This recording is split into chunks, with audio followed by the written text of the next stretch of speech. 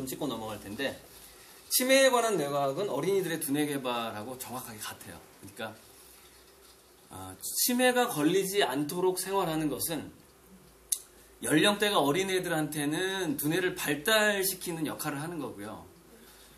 어르신들한테는 뉴런이 사라지는 걸 예방하는 역할을 하는 거죠. 근데 더 치열하게 만약에 어르신들이 생활을 하고, 치매는 두 가지거든요. 운동하고 공부거든요. 근데 여기서 노동이 들어가긴 들어가요. 근데 노동의 조건이 있습니다. 그 노동이 돈벌이가 되거나 아니면 자기가 즐거운 노동이어야 돼요. 네, 즐겁거나 돈이거나 기쁨이거나예요. 근데 돈도 안 되고 기쁨도 안 되는 노동은 두뇌에 해롭습니다. 자기가 참아야 되니까. 그래서 고액 연봉으로 돈 위주로 지금 우리 아이들을 진로를 설정하면 안 돼요.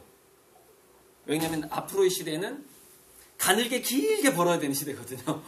짧게 굵게 벌어가지고 뭐 투자했다가는 다 거의 날려요. 회사 망하고. 가늘고 길게 버는 시대이기 때문에 그렇습니다. 그래서 돈보다는 이 두뇌를 보호하는 방식으로 진로 지도를 하는 게 훨씬 유리하고 행복할 수 있다 이거죠. 어쨌건 시냅스 사이에서 소통이 안 되면은 치매가 온다라는 거예요. 그리고 이런 겁니다. 생각에 대해서 제가 방금 공부를 하라고 그랬는데요. 공부를 하고 생각을 하라고 그랬는데 재밌는 게 있어요. 이 생각을 한다는 것은 예를 들어서 판사가 법전을 고시 패스하면서 법전을 외웠다 이거예요. 법전을 다 외웠는데 이 판사가 범죄자들이 이렇게 법정에 들어오는데 늘상 비슷한 범죄만 있다 만약에 그러면은 그 판사는 생각을 하는 게 아닙니다. 그러니까 기존에 알고 있는 것을 그대로 써먹는 것은 생각이 아니에요.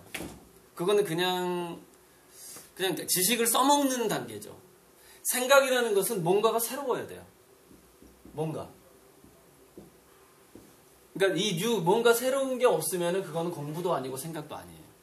그래서 재밌는 게 뒤에 사자로 끝나는 사람, 뭐 변호사, 뭐 회계사 또는 의사, 사자로 끝나는 사람들이 공부를 많이 했으니까 치매가 안 걸릴 거라는 착각에 빠져 있다는 것이죠. 그렇지 않아요. 새로운 생각을 안 하면 그냥 치매가 오는 겁니다. 기존에 알고 있는 것만 공부를 많이 했다고 약간 연장은 돼요. 어느 정도 연장이 되냐면은 8년에 그 효율이 그렇게 크지는 않더라고요. 그러니까 석사학위, 박사학위가 있으면은 조금 치매가 연장이 되는데 그게 3, 4년도 안 돼요. 그러니까 어떤 사람이 10년 동안 더 공부했다고 해서 그 사람이 박사학위를 가지고 있다고 해서 오랫동안 치매가 안 오는 게 아니라 그저 3년 정도 연장시킬 뿐입니다. 치매가 오는 시기를. 치매가 오느냐 안 오느냐는 전부 다 이 새로움에 달려 있어요. 내가 새로운 경험을 하느냐 안 하느냐예요. 그 정도가 굉장히 중요한 정보고 그래서 전문직이라도 사람은 그러니까 어디에선가는 또는 누군가한테는 뭔가 배우는 상태를 지속해야 된다는 얘기죠. 자기가 아무리 박사라도 그 분야에서 너무 잘 알고 있어요. 그러면 그 분야에서 생각할 거리가 없어지는 거예요. 그러니까 다른 분야로 넘어가서 여기서 자기는 그 분야에서 초보자가 돼야 되는 거예요. 그러니까 이 상태를 죽을 때까지 유지해야 되는 겁니다. 그래서 그게 새로운 공부고 새로운 생각이니까. 그것이 이제 운동 얘기할게요. 운동 같은 경우에는 그래서 사자로 끝나는 사람들보다 60대까지 은퇴할 때까지 청소부를 했던 사람이 치매가 더 늦게 온다는 거예요. 무슨 얘기냐면 우리 손에는요. 대뇌의 뉴런이 이제 대뇌가 있고 운동에 많이 쓰이는 게 손해잖아요. 대뇌의 뉴런은 평균 시냅스가 5만 개 정도가 됩니다. 그래서 우리가 5만 가지 생각을 한다고 그러는 거예요. 평균 5만 개예요. 그러니까 제가 뉴런의 머리를 이걸 좀 단순하게 그렸죠. 이거.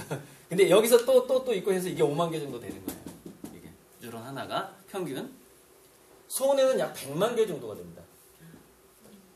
무슨 얘기냐면은 운동이라는 것이 그렇게 단순한 활동이 아니라는 거예요. 그러니까 우리는 운동 자체가 이제 이미 손해가 발달돼 있고 이렇게 운동을 하니까 여러분 애들이 걸음마 했던 때를 생각해 보세요. 우리가 이렇게 운동하고 숟가락질하고 밥 먹기까지 굉장한 수련을 했거든요. 그래서 무슨 얘기냐면은 자, 우리가 생각을 한다라는 것은 그것이 5만 개의 시냅스를 움직인다고 생각하시면 되고요. 운동을 할 때는 100만 개의 시냅스를 움직이는 겁니다. 그래서 무슨 얘기냐? 20배예요. 20배. 그러니까 왜 변호사보다 청소부가 치매가 더 늦게 오느냐? 바로 이겁니다. 몸을 움직이는 거, 뭔가 만들기 하는 것이 기본적으로 공부하는 것보다는 20배 효과가 있다는 거예요. 두뇌의 건강, 두뇌의 전체적인 신경 전달 물질이 흐르는 그 에너지를 만드는 데 있어서. 또 하나, 운동이 또 왜 중요하냐면은, 두뇌에서 근육을 움직이게 만드는 그 신호 전달 물질이 있어요. 신경 전달 물질이 도파민입니다, 도파민. 그래서 운동과 도파민은 밀접한 관계가 있는데, 어렸을 때는 제가 15세 이전에는요, 항상 아이들 교육을 할 때 그럽니다. 15세 이전에는 몸을 쓰는 게 책을 보는 것보다 지능 개발에 더 좋을 수가 있어요. 그러니까 평생 행복도를 조사해 보면은요, 우리가 이제 초등학교 과목 여러 개가 있잖아요. 뭐 국영수, 사과, 예체능이 있잖아요. 그래서 사람들 조사를 해봤어요. 야, 국어를 잘하는 사람이 행복한가? 수학을 잘하는 사람이 행복한가? 그래서 그 사람이 어렸을 때 어떤 과목을 잘하는 것이 그 사람의 평생 행복도에 가장 큰 영향을 주는지를 또 조사를 했습니다. 단연 체육이 나옵니다. 체육 활동을 어렸을 때 많이 한 사람일수록 평생 행복하더라는 거예요. 자기가 느끼는 주관적인 행복도가 높아. 어렸을 때 운동을 많이 한 애가. 그게 무용이 됐든 뭐가 됐든 어쨌건 간에 만들기도 운동에 속합니다. 뭐 목공예 같은 것도 운동에 속해요. 근데 바로 이 어렸을 때 왜 행복도가 높게 되냐면은 운동을 많이 하는 사람은 도파민 자체를 신경 전달 물질로 쓰기 때문에 도파민 자체가 많이 나오는 체질로 이미 바뀌어버립니다. 그 사람이. 그러니까 나이 들어서도 뭔가 이렇게 운동을 하잖아요. 그러면은 지속적으로 도파민을 만들어내지 않으면 안 돼요. 왜냐면은 신경 전달 물질, 근육을 움직이게 하는 호르몬이 도파민이기 때문에 그렇습니다.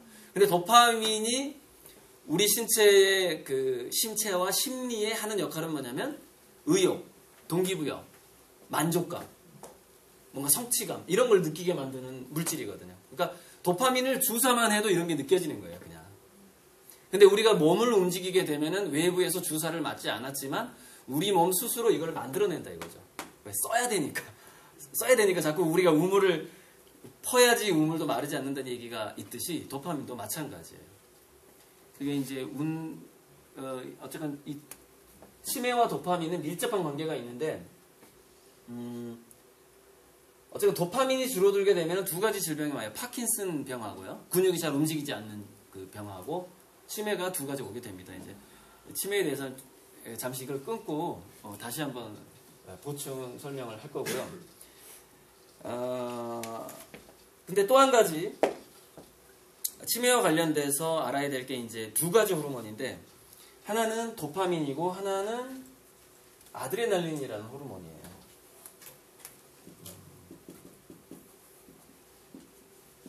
아드레날린은 우리가 위기 상황, 불안감, 공포가 있을 때 나오는 호르몬인데, 이거는 우리 혈액에 당분을 더 많이 제공해주면서, 왜냐면 이런 거예요. 우리 인간은 두뇌만 인간이지 전두엽만 인간이지 몸은 동물이에요. 그래서 이런 게 있습니다. 이게 이제 저는 지능 발달의 저주라고 불러요. 이거를. 무슨 얘기냐면은 우리가 사회적인 관계에서 모멸감을 느낀다거나 직장에서 잘릴 위기에 놓였을 때 그것을 우리 두뇌는 내가 언제 구조조정 당할지 몰라 이렇게 생각하지만 우리 몸은 호랑이가 나를 쫓아오고 있다고 해석을 하는 겁니다. 그러니까 두뇌는 인간적인 생각을 하는데 몸은 원시적인 반응을 하는 거예요. 그래서 마음 자체가 불안해지게 되면은 몸에서는 무조건 이 호르몬이 나옵니다. 그냥. 그러니까 내가 언제 잘릴지 몰라 등등등. 성적이 떨어질지 몰라. 나 명문대 못 갈지도 몰라. 그래서 여기서 이 아드레날린을 조절하기 위해서는 욕망을 줄이는 게 굉장히 필요해요. 욕망을 줄이는 게. 모든 공포와 두려움의 근본은 욕망에서 시작하거든요. 뭐 이건 뭐 각종 종교에서 많이 얘기하는 건데, 근데 이 욕망을 조절하는 것이 뭐 얘기가 연결되는 김에 어쨌건 이 세상의 모든 지식은 다 연결되더라고요. 하다 보면 끝이 안 나. 하여튼 어쨌건 도파민은 긍정적으로 그 사람의 의욕, 그러니까 의욕을 만들어주기 때문에, 삶의 의욕을 만들어주기 때문에 치매하고 연관이 되죠. 무슨 얘기냐면 도파민이 줄어들게 되면은 반대로, 그러니까 운동을 하면 도파민이 많이 생기지만 도파민이 줄어들게 되면 움직이기가 싫어요. 그래서 사람은 40살이 넘게 되면은요, 이상하게 운동이 하기 싫어집니다. 그리고 도파민이 아주 많은 연령대인 25살까지는요, 가만히 있는 걸 못 참아요. 이게 움직이게 만들어주는 호르몬이기 때문에 그렇습니다. 그러니까 그거를 아시고, 내가 움직여야지 반대로. 그러니까 어렸을 때는 그냥 내가 안 움직여도 나와. 그래서 내가 참을 수가 없는데 40이 넘게 되면 자기가 움직이지 않으면 이게 안 나온다는 사실을 명심하고 살아야 돼요. 무조건 몸을 움직여야 되는데, 그래서 춥바람 나는 것도 좋은 왜냐면은 즐겁게 움직여야 되기 때문에 그래요. 즐겁게. 그러니까 이제 살짝 그 긴장감을 느끼면서 선은 넘지 마시고 숨을 배우는 거 괜찮습니다.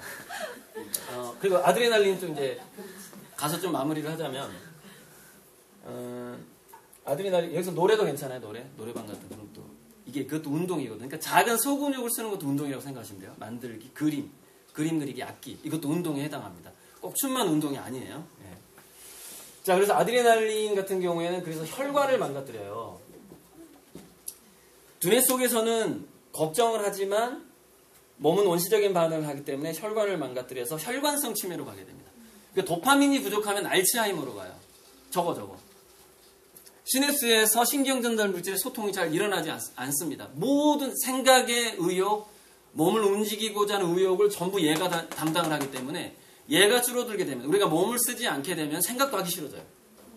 그래서 최근에 저한테 상담은 그 젊은이한테 딱 한 가지 처방을 내렸어요. 자기는 어디 취직하면 오래 버티지 못하고 뭐 적응을 하기 힘들다는 거예요. 그래서 내가 당신은 근육만 만들면 모든 게 해결된다. 그러니까 근육을 만들기 위한 노력 속에서 모든 게 호르몬이 균형을 잡게 되는 거죠. 제가 봤을 때 그 사람은 운동이 부족한 사람이었거든요. 그럼 모든 그 직장에서 이게 적응이 안 됩니다. 이게 호르몬 자체가 안 나오니까. 어쨌건 아드레날린 같은 경우에는 욕망을 줄이는 게 필요한데, 최근에 제가 이제 그 4차원, 5차원, 여러분 최근에 인터스텔라 보셨어요? 인터스텔라. 네. 인터스텔라를 보면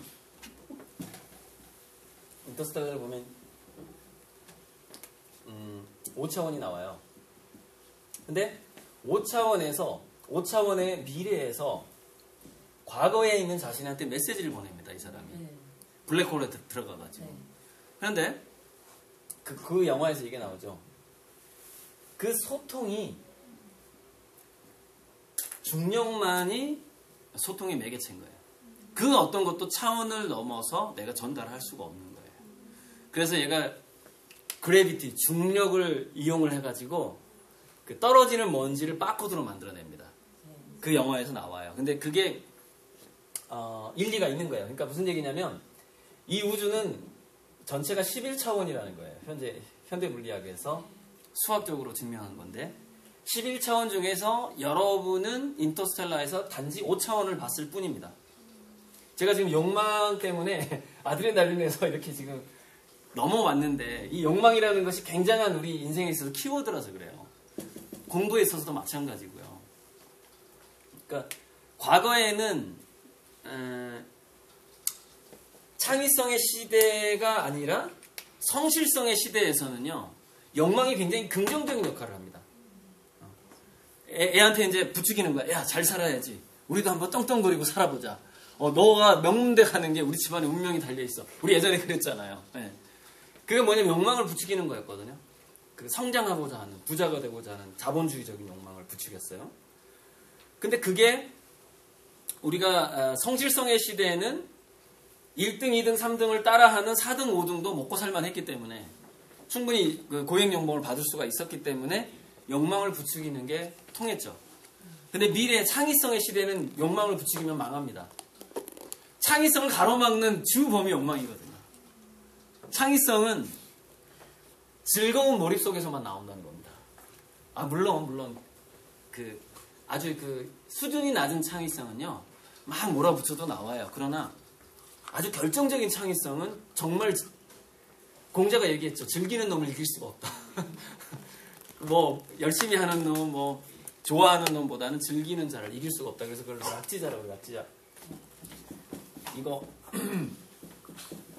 네이버나 그 다음에 들어가면요, 락지자를 아이디어 쓰는 사람들이 꽤 있습니다.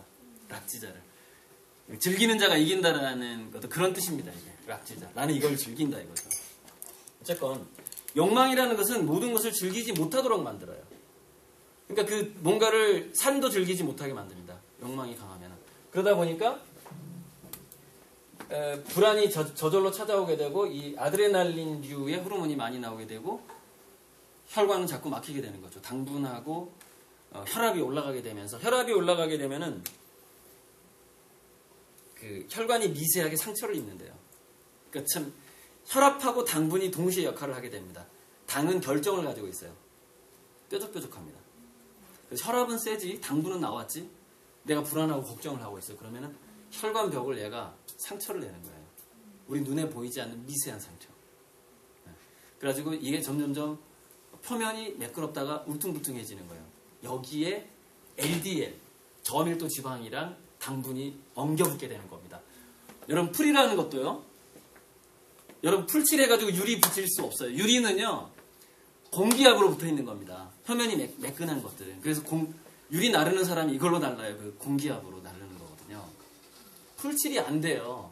그러니까 혈관이, 건강한 혈관은요, 엉겨붙지 않아요. 그것을 만들어주는 게 고밀도 그 콜레스테롤이잖아요. HDL.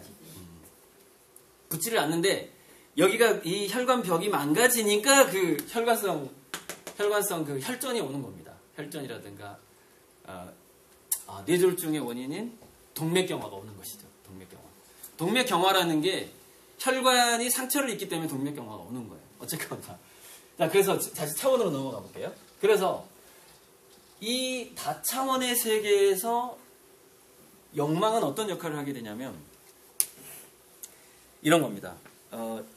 욕망이라는 것은 내가 뭐 예를 들어서 100살, 200살까지 치매 안 걸리고 부자로 떵떵거리면서 잘 살아야지, 이러면 이게 욕망이 돼버려요. 좀 보편성을 벗어나 버리니까 욕망이 돼버리는데, 어쨌건 다차원에서 욕망은요, 이런 게 있어요. 지금은 이 11차원이라는 존재를요, 그냥 무의식이라고 표현을 합니다. 이 안에 이 차원이 들어가 있는 거예요.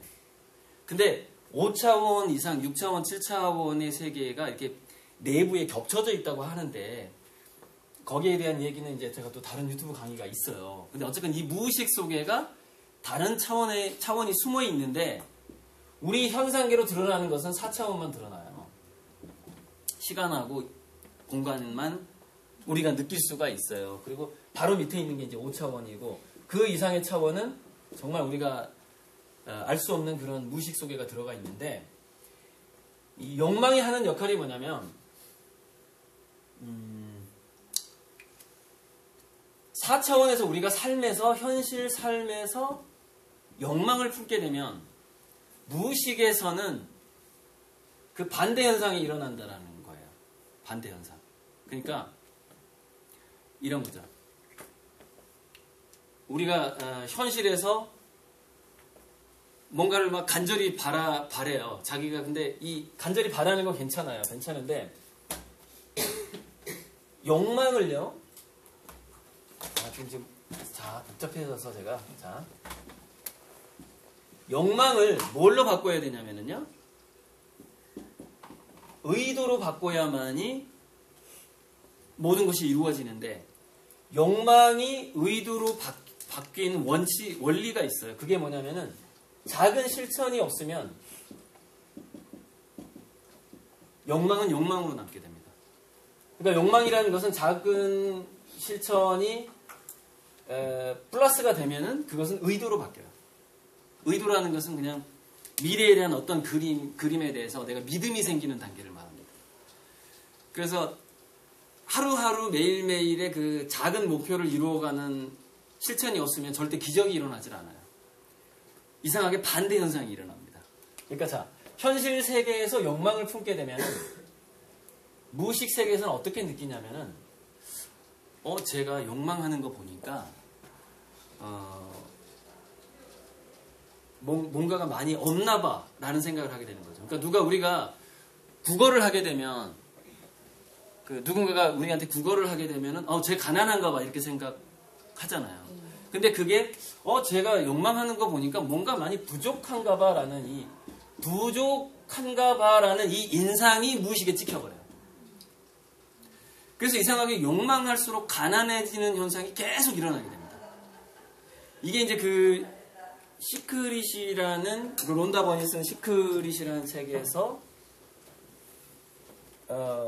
심각하게 다루지 않았던 문제예요. 이게 거기서는 막 뚜렷하게 이미지화를 시키고 넓은 정원에서 대저택에서 사는 자기 미래를 꿈꾸라고 그래요. 그걸 막 열심히 생각을 하라고 그래요. 그럼 언젠가 된다라는 거죠. 근데 거기서 그쪽 방향으로 자기 꿈꾸는 미래의 방향으로 매일매일의 작은 실천이 없었던 사람은 정반대 현상이 오게 됩니다. 마음속에서는 내가 미래의 어떤 그 부를 꿈꾸는 만큼 나는 원래 가난한 놈이라는 게 계속 더 각인이 되거든요. 그러니까 현실은 무의식이 나타나는 거라고 하거든요. 그러니까 나는 부족한 놈이야, 나는 가난해. 이게 계속 자기 더 깊은 차원에서는 각인이 돼요. 그러다 보니까 그게 자꾸 현실로 드러나요. 갑자기 사기꾼을 만나게 된다거나 이런 식으로 나는 이상하게 더 부자가 되려고 했는데 주식을 날리게 된다거나 이런 현상들이 더 나타나는 것이죠. 그러니까 여기에 대해서는 제가 이제 유튜브에 평행우주론이라는 것을 평행우주론을 하고 이제 제 이름 도리들이나 고영훈을 치면은 여기에 대한 1시간짜리 강의가 있어요. 이 현상에 대해서 이제 제가 이거를 아주 간단한 공식을 말씀드리는 거예요. 그래서 우리가 욕망이라는 것이요 삶의 본능에서 나오거든요. 근데 치매라는 것이 욕망을 갖게 되면은 더 빨리 오더라는 거예요. 이제 그거를 지금 말씀드리는 거예요. 일단 끊어주세요.